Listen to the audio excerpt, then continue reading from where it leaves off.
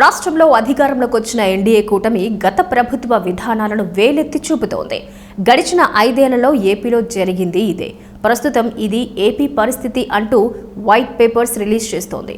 ఒక్కో అంశం మీద వైట్ పేపర్స్ రిలీజ్ చేస్తోంది చంద్రబాబు ప్రభుత్వం. ఏపీ జీవనాడి పోలవరం ప్రాజెక్టుపై మొదట వైట్ పేపర్ రిలీజ్ చేసిన బాబు ప్రాజెక్టు వాస్తవ పరిస్థితిపై ఏపీలో ఇసుక, రాళ్లు, గనులు సహా సర్వం దోచేశారు. ఆర్థిక వ్యవస్థలు చిన్నాభిన్నం చేశారు. రాష్ట్రంలో విధ్వంసం సృష్టించారంటూ చంద్రబాబు ప్రభుత్వం శ్వేతపత్రం పరంపర కొనసాగుతోంది. గత ప్రభుత్వ విధానాలు లెక్కల్లో పెద్ద తికమక ఉందంటూ శ్వేతపత్రాలు రిలీజ్ చేస్తోంది. ఈ వైట్ పేపర్ల చుట్టూ ఇప్పుడు ఏపీలో పాలిటిక్స్ ఫైట్స్ నడుస్తున్నాయి. ప్రజలకు వాస్తవాలు తెలియజేస్తున్నామని టీడీపీ అంటోంది. కానీ అవి శ్వేతపత్రాలు కాదు, జలసీ పత్రాలని వైసీపీ అంటోంది. మొత్తంగా ఏపీలో వైసీపీ, టీడీపీ నేతల మధ్య శ్వేత యుద్ధమే నడుస్తోంది. ఆ రాష్ట్రంలో అధికారంలోకి వచ్చిన ఎన్డీఏ కూటమి గత ప్రభుత్వ విధానాలు వేలెత్తి చూపుతోంది. గడిచిన 5 ఏళ్లలో ఏపీలో జరిగింది ఇదే. ప్రస్తుతం ఏపీ పరిస్థితి అంటూ ప్రాజెక్టు వాస్తవ పరిస్థితిపై పవర్ పాయింట్ ప్రజెంటేషన్ ఇచ్చారు. అలాగే బాబు ప్రభుత్వం ప్రతిష్టాత్మకంగా భావించే అమరావతిపై కూడా శ్వేతపత్రాన్ని విడుదల చేశారు.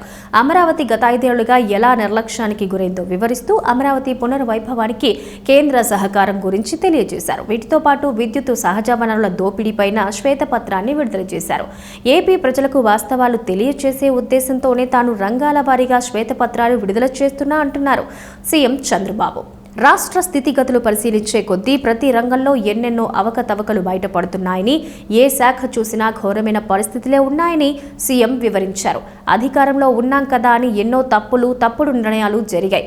భూములు, ఇసుక, అడవులు, క్వారీలు ఇలా దేన్ని వదిలిపెట్టకుండా వైసీపీ ప్రభుత్వం దోపిడీ చేసిందన్నారు. గతంలో ఎప్పుడూ లేనంత దోపిడీకి వైసీపీ పాల్పడిందనేది చంద్రబాబు వైట్ పేపర్ల సారాంశం. అధికారాన్ని అడ్డం పెట్టుకుని అహంకారంగా వ్యవహరించారని, చివరకు సహజ వనరులను సైతం బతలకుండా దోచేస్తున్నారంటూ చంద్రబాబు ఆగ్రహం వ్యక్తం చేశారు. ప్రజలకు వాస్తవాలు తెలియాలనే ఉద్దేశంతో ఈ శ్వేతపత్రాలు రిలీజ్ చేస్తున్నట్టు సీఎం చంద్రబాబు స్పష్టం చేశారు. ఇప్పటి వరకు 4 శ్వేతపత్రాలు విడుదల చేశారు. ఇంకా మరిన్ని అంశాలపై వైట్ పేపర్స్ రిలీజ్ చేస్తామని, వాటిపై కూడా అసెంబ్లీలో చర్చిస్తామన్నారు. ఈ శ్వేతపత్రాలే కాదు, టీడీపీ చేస్తున్న ఆరోపణలు కూడా పూర్తిగా అవాస్తవమే అంటోంది వైసీపీ. ఎన్నికల్లో ప్రజలకు అలవిగాని హామీలిచ్చి వాటిని అమలు చేయలేక శ్వేతపత్రాల పేరుతో ప్రజల్ని డైవర్ట్ చేస్తున్నారని వైసీపీ అంటోంది. పథకాలు ఎలా అమలు చేయాలి, రాష్ట్రాన్ని ఎలా అభివృద్ధి చేయాలనేది పక్కన పెట్టి తమపై బురద జల్లడమే ఎన్డీఏ సర్కార్ పనిగా పెట్టుకుందనేది వైసీపీ శిబిరం నుంచి వినిపిస్తున్న వాదన. బాధ్యతాయుతమైన స్థానంలో ఉన్నాం, ప్రజలకు వాస్తవాలు తెలియచెప్పాలి, తరువాత అవసరమైన చర్యలు చేపట్టే ఆలోచనలో ఉంది చంద్రబాబు సర్కార్.